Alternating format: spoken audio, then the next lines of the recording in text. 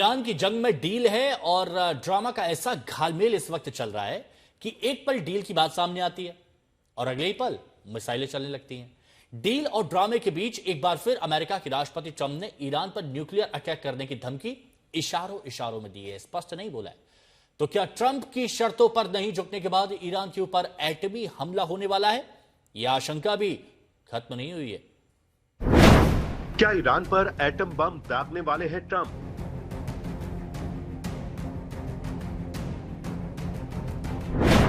क्या इंसानियत के खिलाफ इकलौता महापाप दोहराएगा अमेरिका?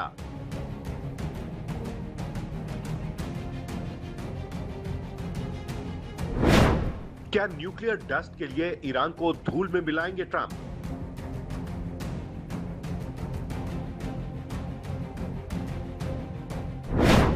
क्या होर्मुज के समंदर में ही अगला एटम बम फटने वाला है?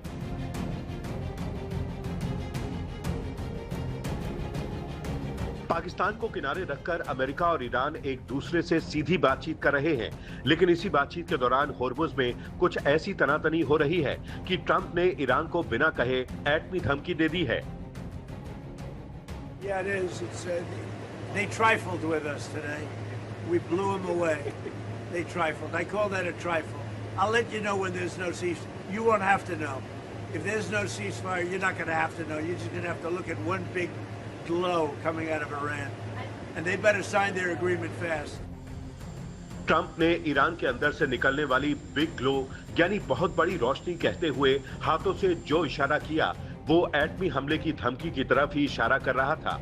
ट्रंप लगातार धमकियां दे रहे हैं कि अगर इस बार ईरान ने डील नहीं की तो दुनिया अंदाजा भी नहीं लगा सकती कि उसके साथ क्या होगा।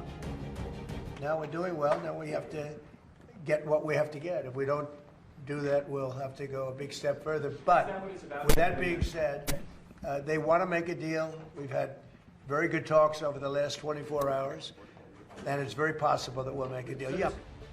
ये पहली बार नहीं है जब ट्रंप ने ईरान की जंग के दौरान परमाणु हमले का संकेत देते हुए धमकी दी है।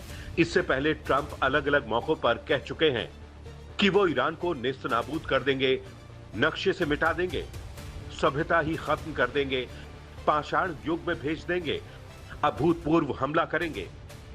दरअसल अमेरिका ने चाहे जून 2025 में ईरान पर B-2 बॉम्बर से बम बरसाए हों या 28 फरवरी से लगातार 39 दिन तक ईरान में तबाही मचाई हो, दोनों हमलों के पीछे ट्रंप ने वही दलील दी है कि ईरान एटम बम बना रहा है। और ताजा हमलों के बाद एक तरफ ट्रंप ये भी कहते हैं कि ईरान के न्यूक्लियर प्रोग्राम को दशकों पीछे धकेल दिया गया है। दूसरी तरफ ओवल ऑफिस में स्कूली बच्चों से लेकर अपने कर्मचारियों तक को घूम घूम कर बता रहे हैं कि ईरान अमेरिका पर एटमी हमला करने ही वाला था। Anybody think Iran should have a nuclear weapon so they can blow you up? No. दरअसल ट्रंप ईरान से जंग में हो रही अपनी बदनामी का असर मिड टर्म में घरेलू सियासत के मोर्चे पर भी देख रहे हैं। लिहाजा ईरान की जंग में अमेरिकी रुख का बचाव वो हर मंच पर कर रहे हैं और आज जो अमेरिका की गर्दन हुर्मुज की हांडी में फंसी है उसके लिए वो डेमोक्रेट राष्ट्रपति ओबामा की डील को भी जिम्मेदार ठहरा रहे हैं। If I didn't terminate the Barack Hussein Obama Iran nuclear deal, Iran would have had a nuclear weapon at a high level.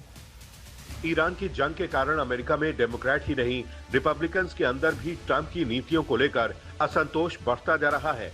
उसका मुकाबला करने के लिए ट्रंप ओबामा की नीतियों पर ठीकरा फोड़ रहे हैं। लेकिन ट्रंप की इन बहानेबाजियों पर अमेरिकी यकीन नहीं कर रहे और ट्रंप से आए दिन महंगे होते तेल गैस के दामों को लेकर सवाल पूछे जा रहे हैं। ऐसे ही लिंकन मेमोरियल से जुड़े एक सवाल पर ट्रंप ने अमेरिकी मीडिया चैनल की महिला पत्रकार को सवाल पूछने पर गालियां देना शुरू कर दिया। इसके बाद ट्रंप सबके सामने ही महिला पत्रकार को गंदी सी गाली देते हुए वापस मुड़ गए और वहां खड़े लोग मुस्कुराते रहे। आज तक ब्यूरो।